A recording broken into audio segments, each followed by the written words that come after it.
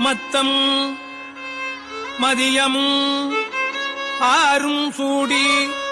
மில்லிய உருவாம் சோதி மெய்ப்பொருள் பயனுமாகி